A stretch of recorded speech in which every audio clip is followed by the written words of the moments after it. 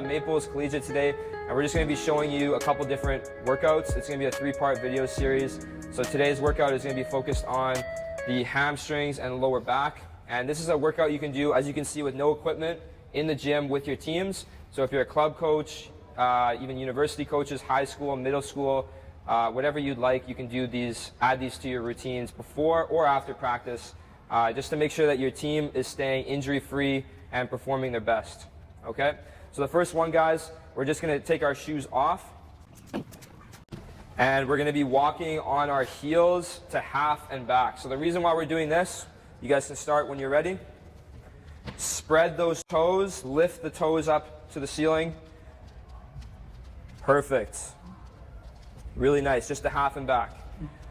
So we're doing this one here to help activate the shin muscle right here. This is going to be really good for preventing shin splints, but then there's also some performance benefits as well too. And you'll be able to visit our website to get more information on that. Okay guys, bring it back. So if this bothers the heels, if you're feeling a bit of discomfort in your heels, you can do this with your shoes on as well too. But when you have your shoes off, you'll be able to spread your toes a little bit more and feel the burn through your feet. Good job, guys. You guys feel the burn? Good stuff. So the next one, we're going to come up on our toes and we're going to be walking. But when we're doing this one, we want to really emphasize ankle stiffness. Okay, so what I mean by that is when I'm walking, I'm not bobbing my heels like this. My ankles are remaining stiff and tight the whole time, just like that. And we're going to walk to half and bring it right back.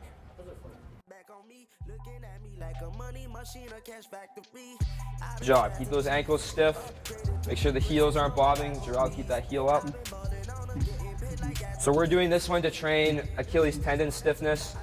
This is going to help protect against injury, but also increase performance on the court in terms of quickness, jumping, lateral direction change, any of that stuff. Really nice, guys. Okay, and bring it back, just forwards.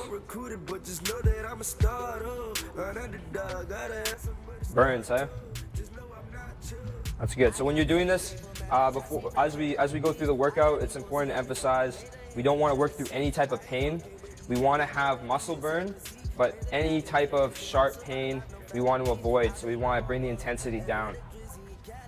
It's never beneficial to work through sharp pains. Awesome. Okay, next one on the routine. So we got single leg RDLs. So we can stay barefoot for this one. This one's going to work on our balance as well as stretch out our hamstrings and strengthen our lower leg. Okay, so what we're going to be doing is we're going to stand on one foot, start by bringing the heel back, and we're going to fold forward like a teeter-totter. My upper body comes down as my lower body comes up, reach, and then drive the knee through. So we're going to go 3 sets of 10 per leg. So down, reach, drive the knee through. Good. Reach, drive the knee through. Good. So you should feel stretch in your hamstring, and it's really going to burn in your feet as well. This is a great one for preventing ankle sprains, because you can see their ankle is having to stabilize during the movement. So it's going to keep your feet healthy, but also your ankles as well. And it's a great exercise to warm up the hamstrings for our further exercise that we do. Nice work, guys. Good. And while you're doing this one, boys, make sure keep the hips nice and level. Keep the hips nice and level. So you don't want to open up the hips. Keep the hips nice and level while you're doing this one. 10 per leg. Good work, guys. Once you get to 10, just switch legs.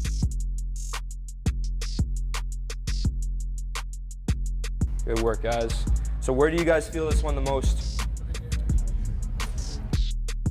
Yeah. Calf, feet. Good job, guys. So when you're on the second set, once they've done 1 or 2 sets, you can start emphasizing to come up onto the toe. So it looks like this. as I lean forward, guys, pay attention here. Drive the knee and come up on the toe before coming back down. So we're gonna activate the calf here and try and hold that position. So down, drive, and hold before lowering the heel. So this is gonna be a little bit more intense. It's really gonna strengthen that lower leg and then help create that tendon stiffness that we want. That's good for performance.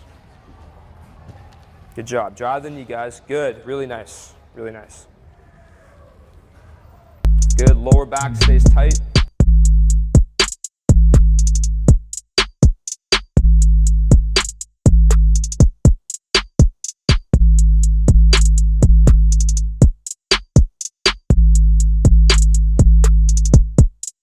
Set are you guys on?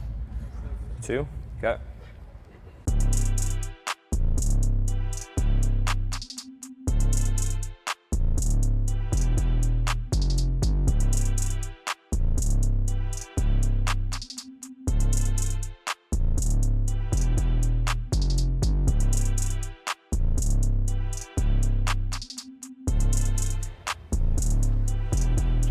That's really good, guys.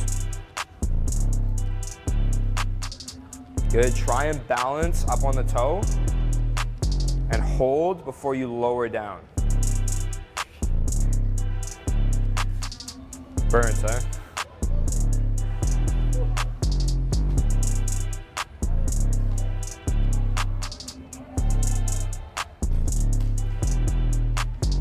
Good work. You guys finished? Perfect. So just finish up the sets, guys, while I'm explaining. So for the next exercise, we're gonna grab a partner. So we have 2, 4, 6, 7. I'll help you out. So grab a partner who's similar height.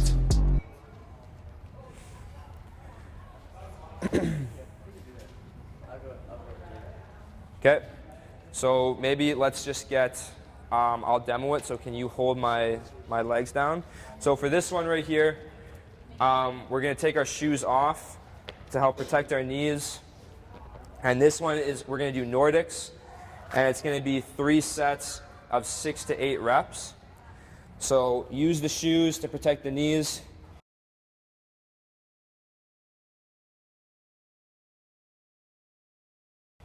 And then you're just gonna hold my ankles down, okay? Put all your weight down on there. So grab a partner to help hold the feet down. You're gonna have to put your whole weight down to keep me down. And for this exercise, most young athletes won't be able to actually lift out of this position. So we're just gonna be working on the eccentric phase going down. So I wanna fight as hard as I can going down.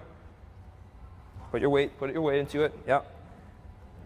Fight and control, have my hands out all the way down to the ground, and then I can help myself up and do the exercise again. So we're working on the eccentric phase. If you're strong enough to lift up out of it, you can do that as well. But for young athletes, like I said, working on the eccentric phase is the safest way to do this exercise.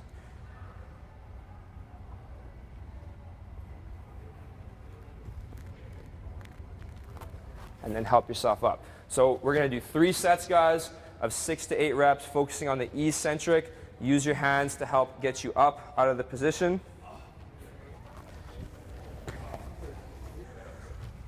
Okay, so I'll get set up. I'll get you right here. Perfect. Yeah. So if you feel any actual pain in the back of your knee, you want to decrease the intensity of this exercise. But for the most part, this is a safe way to train the hamstrings. It's great for performance.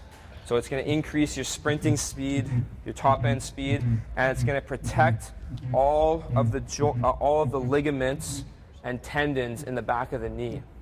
When we strengthen the hamstring, we protect the knee. So ACL injuries can the likelihood of an ACL injury can be reduced by strengthening the hamstring by doing the Nordics. So again, for the purpose of this exercise, guys, we're going to do 2 sets of 6 to 8. And then we'll move on. All right. Good. Control, control, control. Good. Really nice.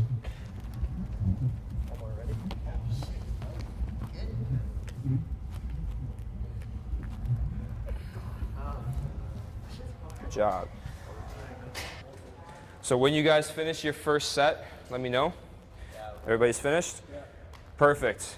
Okay, so switch partners. So partner 1 who was doing the exercise, you're going to hold the partner 2's ankles down. Okay, perfect.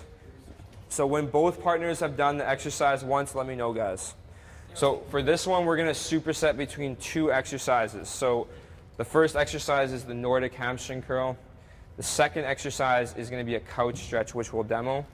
But when we stretch the front, we stretch out the quads, it will help make the Nordic hamstring curl easier, and vice versa. So we'll get further into the stretch by strengthening the hamstrings, but we're also going to be able to perform the hamstring curl better when we stretch out the opposite antagonist muscle.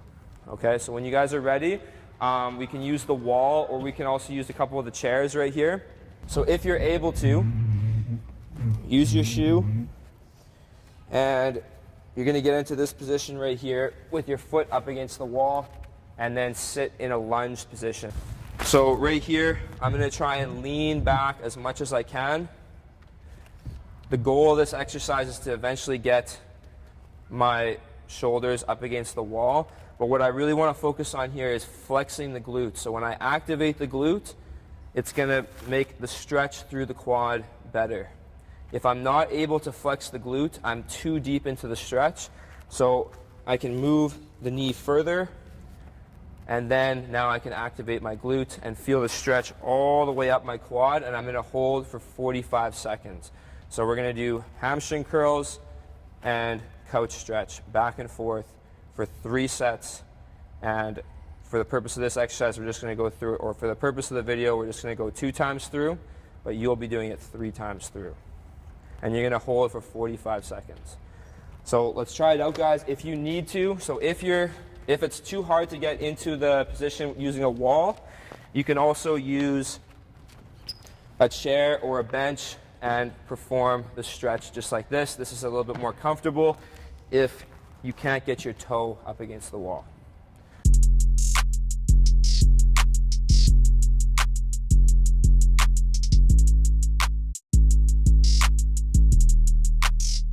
In the quad. Okay, flex the glutes. Should feel it right down through here. Feel it there now? Good. If you need to, you can go closer to the wall too. 10 more seconds, guys, and then we're going to switch.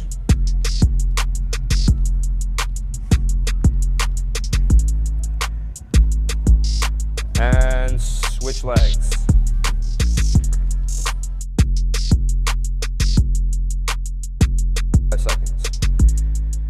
So you can do a traditional quad stretch, just pulling the heel to the butt, but you're not going to get the same amount of stretch throughout the whole muscle as when you do the couch stretch like this.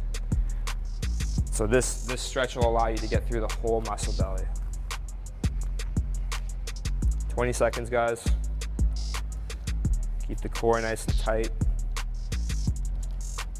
And it's important to note too with the stretch that we want to stretch at somewhere between 70%. We don't want to be stretching at 100% because our body will actually tighten up to protect itself then.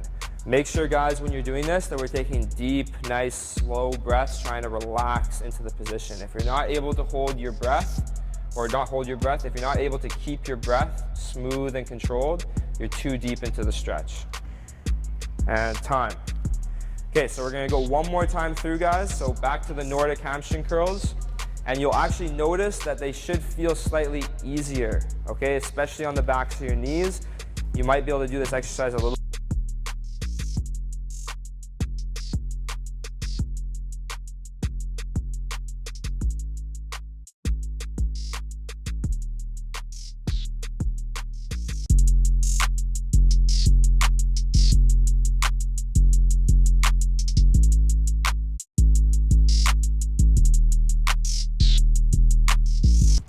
This is a great stretch for anybody who has patellar tendonitis or quadricep tendonitis above the knee. So any tendonitis in the front of the knee here, this exercise or this stretch right here will help alleviate some of those symptoms.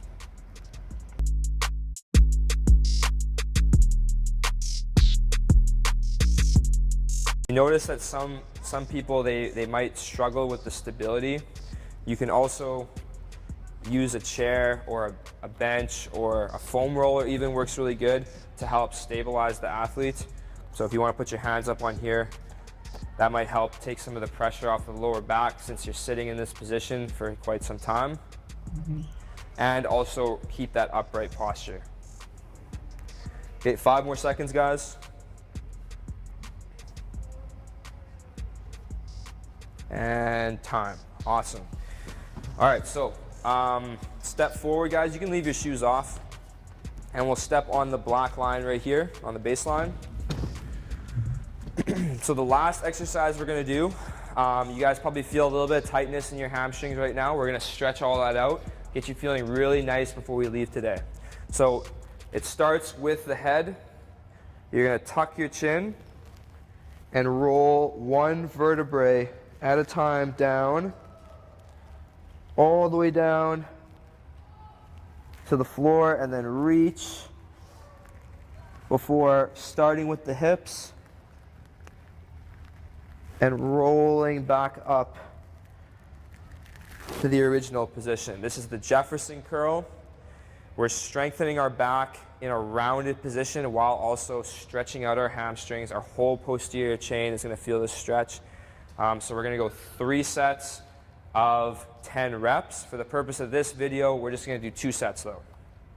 So start with the chin, tuck the chin, and roll down one vertebrae at a time. You can also, with this exercise, use a little bit of weight. Once the athletes are comfortable with the movement, you can hold a basketball is a good amount of weight, or for older athletes, competitive athletes that have some experience weight training, you might be able to add 5, 10, 15 pounds, but gradually, slowly add the weight. It's important as we're rounding the back here, we don't want to add any significant weight to this exercise. It's just going to aid in getting us deeper into that stretch.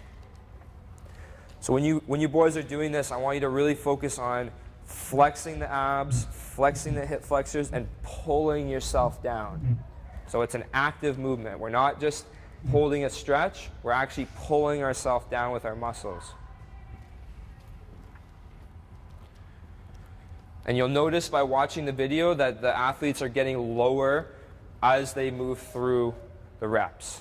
So the more reps they're doing, they're getting lower to the ground each time.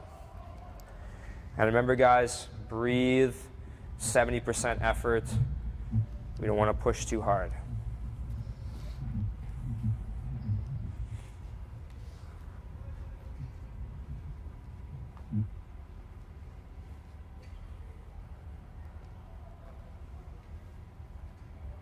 Good work, guys.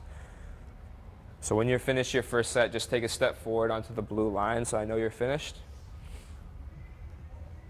How many reps? 10.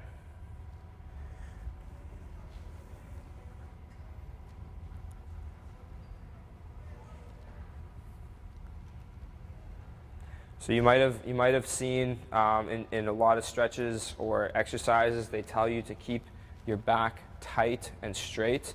This is true when we're doing any type of maximal lift in the weight room. However, it is important to also strengthen and mobilize our back in a rounded position. Because when you play sports, as you guys know, you're not going to be playing with your back completely perfectly straight all the time. There's going to be many times where you're rounding your back and moving in different positions, and this exercise helps prepare you for that. So I think we'll just do 1 set for the video. So once you guys are finished, just take a step forward. No, so you want to try and keep your knees straight as much as you can. Some athletes who are a little tighter might have a little bit of bend in their knees. That's okay, but you want to progress to having straight knees. You can also use some sort of platform or shoes even to elevate the toes for the movement, and you'll feel the stretch in the lower leg as well as behind the knee. Awesome. Great work, guys. So that's our good stuff. Okay, so that's our posterior chain behind the knee and lower back routine. We have two other videos as part of the series, so check in with those as well, where we work the front, the quad area, and below the knee, lower leg. And we also have our upper body routine that you can do with minimal to no equipment with your teams. Thanks for watching.